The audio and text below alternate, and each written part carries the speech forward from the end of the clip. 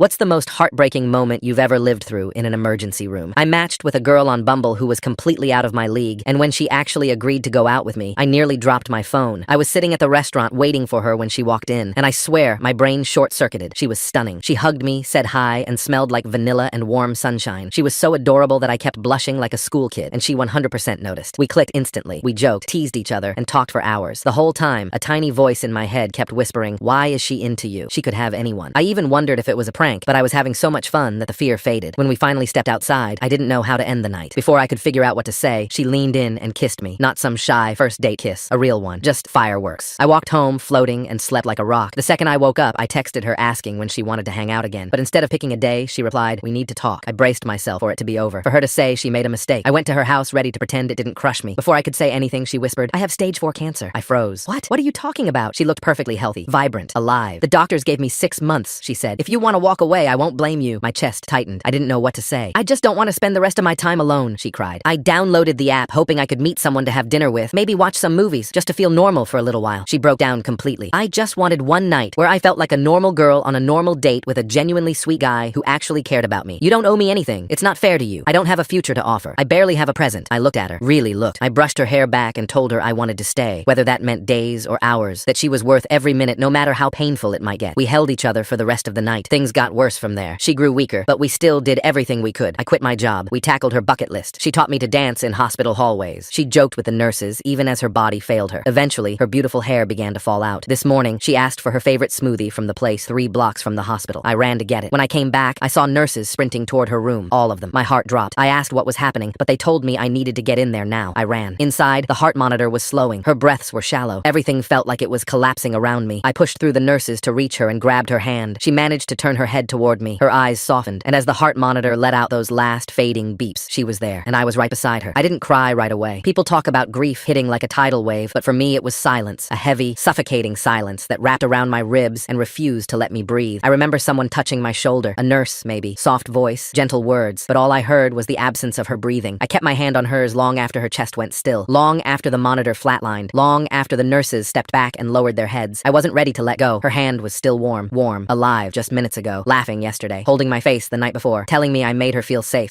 God, the idea of safety felt cruel now. A doctor spoke eventually, but it was like his voice passed through me without landing anywhere. Time of death, words that sounded like they belonged in someone else's life, not mine, not hers. When they gently tried to take her hand from mine, something primal tore out of me. "Please," I whispered, just one more minute." They nodded. I pressed my forehead to the back of her hand. My tears finally broke free, soaking into her skin. "I'm here," I whispered. "I'm still here. You're not alone." Even if she couldn't hear me anymore, even if I was saying it mostly for myself, the room smelled like antiseptic and lavender, the lotion she liked, the one I rubbed into her hands every night because she said it reminded her of home. Now it just reminded me of loss. A nurse eventually guided me out of the room, slowly, carefully, like she was afraid I would shatter on the tile floor. Maybe I already had. She took me to a quiet corner of the hallway. "We knew she was waiting for you," the nurse said softly. She held on longer than anyone thought possible. I nodded numbly, but then the nurse added something I've replayed 1,000 times since. "She didn't want to go without you." Those words splintered whatever was left inside me. I sank into a chair and sobbed, the kind of deep, ugly sobbing that has no sound at first, just tremors and broken gasps, because I knew it was true. She had told me once, if I'm going to die, I want to look at someone who loves me, not a ceiling. God, she didn't deserve any of this. She didn't deserve pain or fear or tubes or goodbyes. She deserved a full life, a wedding, a family, sunlit mornings, midnight kisses, a future. All the things I couldn't give her because time ran out before I even knew I loved her. I stayed at the hospital until they gently told me I needed to go home and rest for a few hours. Rest. The word felt offensive. I walked out into the cold morning air, smoothie still in my hand, untouched, already melting. I didn't remember grabbing it, didn't remember carrying it out, but there it was, her favorite flavor. She wouldn't drink it now. I sat on a bench near the entrance and stared at the cup until my vision blurred. It felt like the world should have stopped, like traffic should have frozen, like pedestrians should have fallen silent, like the sky should have gone dark. Instead, everything kept moving. A woman laughed into her phone. A man honked impatiently at someone. A kid ran across the sidewalk with a balloon. Life kept happening, as if she wasn't gone, as if the universe didn't just rip someone irreplaceable out of my hands. I wanted to scream, but all that came out was a quiet, broken whisper. "I love you." Maybe too late, maybe at exactly the right time, maybe both. That night, the hospital called. Her mother wanted me to help choose what picture they'd use for the service. I scrolled through the album on my phone, hundreds of photos I didn't realize I'd taken. Her laughing at the beach, her wearing a ridiculous hospital gown and striking a model pose, her blowing bubbles in the pediatric ward to cheer up crying children, her hiding her bald spots under a silly beanie and insisting she still looked hot as hell. I finally chose one. Her at the rooftop restaurant we went to on her good weeks. Wind in her hair, sun on her skin, eyes bright, alive. How I want to remember her. How I do remember her. Not as a patient, not as a tragedy, not as an expiration date. As the girl who made the last last months of her life feel like something out of a dream. As the girl who gave me more love in 6 months than some people get in 60 years. As the girl who taught me how to live, even while she was dying. The real heartbreak didn't hit during the final beeps of a heart monitor. It hit 3 days later. I went to grab something from my jacket pocket and found a folded note tucked inside. Her handwriting, shaky, crooked, weak. I opened it carefully, afraid it might crumble. Inside, she'd written, "Thank you for being my favorite part of the time I had left." I held that note against my chest and cried harder than I've ever cried in my life. Because in the end, I didn't just watch her die, I watched her live. And that's what breaks me the most. Because she lived beautifully, and I got to be there for all of it. The funeral was on a Saturday, a bright day, cruelly bright. Sunlight everywhere, warm, golden, almost cheerful, like the world didn't understand what it was taking from us. I stood in the back of the chapel at first, frozen, unable to make myself move closer to her family. I wasn't sure if I belonged there. I wasn't sure if any of this was real. Her mother spotted me before I even realized she was looking. She didn't say anything. She just walked over and pulled me into her arms so tightly I nearly broke. "She loved you," her mom whispered into my shoulder. "She loved you so much." I couldn't speak. I just nodded, because if I opened my mouth, I knew I'd fall apart. Inside, the chapel smelled like lilies and old wood. Soft piano music echoed off the walls. People whispered in that careful way people do when they're afraid of shattering the air. There was a photo of her at the front, the rooftop picture I had chosen. She looked alive in it, radiant, sunlight in her eyes, hair blowing in the wind. Seeing it made my knees go weak. Her father came to stand beside me. "We were glad she had you," he said quietly, voice trembling. "You made her last months lighter." He wiped his eyes. "You gave her joy. That's not a small thing." I swallowed hard. "I wish I could have given her more time," I whispered. He shook his head. "You gave her something better than time." "What's better than time?" I asked, voice cracking. "Love." I had to turn away. His kindness almost hurt. When the service started, her aunt spoke first, then her cousin, then her childhood best friend. Stories of her stubbornness, her humor, her ridiculous karaoke skills, her terrible cooking, her generosity, her warmth. Every memory hurt like a bruise pressed too hard. Then her mother gestured for me to come up. I shook my head. She nodded firmly. "You should." I don't remember walking to the podium. I just remember standing there, staring at a chapel full of faces, all waiting for me to speak. My hands shook around the edges of the paper I'd brought. A list of things I thought I might say, but I didn't use it. I folded it in half, put it in my pocket, and spoke. "She once told me she downloaded the app because she didn't want to die alone," I said softly. "But she didn't tell you how hard she fought to live." I saw people wipe their eyes. "She found joy in every corner of the hospital. She flirted with nurses when she had strength. She made me dance even when she couldn't stand. She joked when she was in pain because she didn't want anyone to feel sad for her." I paused, swallowing against the burn in my throat. "She taught me how to live more in 6 months than I had in 28 years. A crack slipped into my voice. She wasn't afraid of dying. She was afraid of not being remembered. I looked out at her family, her friends, the people who loved her long before I existed. "She doesn't have to worry about that," I said. "We'll remember." I stepped down before the tears could choke me. After the service, we walked to the cemetery. Her casket was white, beautiful, too beautiful for something so cruel. The sky was cloudless. Birds sang. I hated how peaceful everything looked. Her mother handed out flowers, one for each person to place on the casket. When my turn came, I froze again. The rose in my hand trembled. A nurse from the hospital, who had come to pay respects, stepped beside me. "She waited for you," she whispered. "She made us promise to call you the second things changed." I nodded, biting the inside of my cheek so hard I tasted blood. I laid my rose on the casket. My fingers lingered on the wood, cold, still, final. "I love you," I whispered so softly, only the rose heard it. Then I stepped back, because if I had stayed a second longer, I might have broken in half. Most people lingered after. I couldn't. The second her casket was lowered, something inside me cracked clean through. I turned and walked away. Her mother tried to call after me, but her father touched her arm and shook his head gently. "He needs air," he murmured. And he was right. I needed air. Distance. Something to hold on to. So I walked, past the gravestones, past the chapel, past the parking lot, all the way to the edge of the cemetery where an old oak tree grew, wide and ancient. I stood there with my palms braced against the trunk, breathing in the rough bark, letting myself feel the weight of everything I'd been holding back. And then I cried. Not the quiet, controlled tears of the hospital, not the soft, grieving ones from the night she died. I cried hard, ugly, shaking sobs that came from a place so deep it felt like something inside me was being torn out, because the funeral made it real. Her absence wasn't a nightmare I might wake up from. It wasn't a mistake. It wasn't a bad dream. She was gone. She was really, truly gone, and the world would never get her back. I don't know how long I stayed there. Eventually, someone approached. Her father. He didn't say anything, just stood beside me, staring out over the cemetery. After a long while, he murmured, "You know, she told us you were the best thing that ever happened to her." I pressed a hand over my mouth as another wave of tears hit. "She said," he continued, voice trembling, "if I have to go, I want to go loved." He looked at me, and she did. Those words stayed with me, still do. Healing didn't start with some big revelation. It didn't start after the funeral. It didn't start when people told me time heals all wounds. It started in the smallest, most humiliating ways, like the first night I went home and couldn't take off my shoes. I just sat on the floor by the door with my coat still on, staring at the lights I forgot to turn off before leaving that morning. Lights that didn't matter now. Nothing felt like it mattered. My chest hurt in a sharp, unfamiliar way. Not a panic attack, not grief the way movies show it. It was emptiness, a heavy, cold emptiness that settled under my ribs like wet sand. I slept on the couch, not because it was comfortable, but because her memory didn't feel as loud there. The bed felt like betrayal. People were kind at first. They brought food. They sent messages. They said gentle, sympathetic things. "She's in a better place. At least she wasn't alone. You'll feel better with time." But those words slid right off me, because she wasn't in a better place. The better place was here, with me, and I didn't want time. I wanted her. After a few weeks, the messages slowed. People went back to their lives. The world kept turning. Mine didn't. There were days I didn't shower. Days Days I didn't eat until my hands shook. Days I stared at my reflection and didn't recognize the person looking back. I kept replaying her last breath in my head, the sound of the monitor, the soft squeeze of her fingers, the look she gave me, a look full of love and fear and acceptance all tangled together. It haunted me. I couldn't escape it. One night, around 2 a.m., I found myself back outside the hospital, sitting on the same bench where I'd cried over her untouched smoothie. I don't even remember driving there. I just sat in the cold air and whispered her name until my voice cracked. It didn't make anything better, but it made her feel close, in a painful way, in a necessary way. The first step toward healing came 2 months later, completely by accident. I was cleaning the kitchen, not because I wanted to, but because I couldn't stand the smell of stale dishes anymore. When I found the notebook she'd left in my coat the day she taught me to dance in the hallway, a simple, cheap notebook with her handwriting all over it, bucket list ideas, doodles, scribbled reminders, jokes, favorite movie quotes, half-finished thoughts, and one page that gutted me instantly. If I die first, please don't spend the rest of your life grieving me. Love made my life bigger, not smaller. Let it do the same for you. I sat on the kitchen floor holding that notebook like it was a lifeline, and maybe it was. Healing wasn't linear. There were days I made progress, small progress, but progress, like making breakfast, or going to work for a half day, or taking a shower without crying. And then there were days I collapsed in the shower, pressing my forehead to the tiles, letting the water drown out the sound of my grief. Days where I couldn't get out of bed. Days where I wanted the world to stop spinning long enough for me to catch my breath. Days where I felt guilty for laughing at something stupid on TV. Grief is cruel like that. It makes joy feel like betrayal. 3 months after she died, I went back to the rooftop restaurant where that photo was taken. I didn't plan to. I just ended up walking there on instinct. I sat at the same table, ordered her favorite drink, the one she used to insist tasted like liquid sunshine. I watched the sunset alone, the same sunset she called free therapy. I whispered, "I miss you," into the golden air. It hurt, but for the first time, the pain didn't knock me over. It just sat with me, like a shadow I'd learned to live beside. 6 months in, her mother invited me over. She showed me a drawer full of her daughter's things, scarves, journals, old phone cases, Polaroids, trinkets she collected. She let me choose something to keep. I picked her silver ring, the one she wore when she wanted to feel strong. Her mom smiled softly. She'd want you to have that. When I slipped it onto my finger later that night, something inside me settled, not healed, not fixed, just steadied, as if a part of her was still here, guiding me through the dark. Healing isn't forgetting. It isn't moving on. It isn't replacing the person you lost. Healing is learning to breathe again without feeling guilty, learning to laugh again without flinching, learning to carry both the love and the loss without collapsing under the weight. Healing is waking up one day and realizing the sharp pain has softened into something quieter, something that no longer tears you apart, but gently reminds you of what you were lucky enough to feel. Healing is slow, painful, messy, unfair, but it happens, even when you don't notice it happening, even when you don't want it to, even when you feel like it shouldn't. And one morning, a year after she died, I woke up to sunlight pouring through my window and realized something. I could breathe without my chest hurting. For the first time, a small thing, a huge thing, a beginning, not of forgetting her, but of learning to live with the love she left behind. It took me almost a year to even consider packing up her things. Her jacket still hung on the hook by the door. Her slippers were still tucked neatly beside my bed. Her half-finished sketch of a sunflower was still on the coffee table, pencil resting across the page like she'd only stepped out for a moment. I told myself I was not ready, but the truth was simpler. Letting go of her belongings felt dangerously close to letting go of her. Every item was a lifeline, a memory I could touch, proof that she existed, proof that she was real, proof that our time wasn't something I dreamed up in the softest part of my grief. But healing has a way of nudging you forward when you're not paying attention. The nudge came on a quiet Sunday afternoon, almost exactly a year after she died. I was cleaning, really cleaning, for the first time in months. Not just moving clutter around, not just wiping surfaces that didn't matter, actually cleaning, like I wanted my home to feel like a place people lived, not a shrine no one was allowed to disturb. That's when I opened the closet. Her clothes were still there, dozens of little pieces of her, cotton dresses, soft sweaters, scarves she used to wrap around herself on cold days. I ran my fingers along the fabrics, each one carrying a ghost of her warmth. I sat on the floor, surrounded by pieces of her life, and whispered, "I don't know how to do this." The room stayed still, quiet, but I imagined her voice, teasing, gentle, the way she always sounded when I was taking life too seriously. "You don't have to do it alone." She didn't say it, but it felt like she did. So I called someone who had loved her long before I ever knew her mother. She arrived within an hour. She didn't knock. She just let herself in with the spare key I'd given her months earlier. When she saw the open closet, she didn't say anything. She didn't ask if I was sure. She just sat beside me on the carpet and took my hand. "Okay," she whispered. "We'll do this together." And we did, piece by piece, slowly, carefully, tenderly. We laid everything out on the floor. Her favorite green sweater, the one she wore during our first movie night. Her warmest scarf, the one she wrapped around my neck when I complained about the cold. Her denim jacket with tiny enamel pins on the collar. Each one a memory, a trip, a moment she wanted to carry with her. Her mother picked up one of the scarves and pressed it to her face. "She wore this on Christmas," she murmured, voice cracking. "She said she felt pretty in it." I swallowed hard. "She always looked pretty," I said. Her mother smiled through tears. "She did." We made 3 piles. Things her family wanted. Things to donate. Things I would keep. I thought the last pile would be small. It wasn't. There were moments that nearly broke me. Holding her favorite t-shirt, soft, worn, still faintly smelling like her lavender detergent. Finding a note she wrote to herself tucked into a coat pocket. "Today I choose hope." Seeing the lipstick stain on the inside of her winter hat because she always forgot to wait until it dried before putting it on. But the worst moment came when we reached her pajamas. A simple pair, blue with little white stars. She wore them the night we stayed up until 4 a.m., talking about everything we would would do when she got better. Road trips, dumb traditions, movies she wanted me to watch, recipes she wanted to try, a dog she wanted to adopt and name after her favorite poet. I held the pajama top against my chest and something inside me cracked open. Her mother wrapped her arms around me and whispered, "She loved you. She really, really loved you." I buried my face in the fabric and let myself break. Not collapse, not shatter. Break. The kind of breaking that feels like releasing something you've held too tightly for too long. It took hours, and when we finally finished, her mother stood and wiped her cheeks. "You kept more than I thought you would," she said gently. I shrugged, feeling embarrassed. "I'm not ready to let it all go." "You don't have to," she said. "Love isn't a storage unit. You keep what matters." She helped me fold the things I wanted to keep into a wooden box. Her silver ring, her denim jacket, the sunflower sketch, her favorite sweater, a tiny glass bottle filled with beach sand from the day we watched the sunrise together, and the pajamas. Her mother placed her hand over mine. "She'd like this," she whispered. "She'd like that you're choosing what to carry forward, not what to carry forever." I nodded. It wasn't closure. It wasn't goodbye. It was a beginning. A painful, necessary beginning. When her mother left, I sat on the floor alone again. The closet was mostly empty now. The room felt bigger, colder, quieter, but the weight in my chest felt different. Not lighter, not healed, just different. As if I'd made space not to forget her, but to allow myself to exist without drowning. I closed the box gently, ran my hand over the lid, and whispered, "I'll keep loving you," just with room to breathe. For the first time in over a year, the grief didn't suffocate me. It just sat beside me, still heavy, still sharp, but no longer crushing me beneath it. And that's how healing begins. Not with closure, but with space. Space for both the love and the loss to coexist without tearing you apart.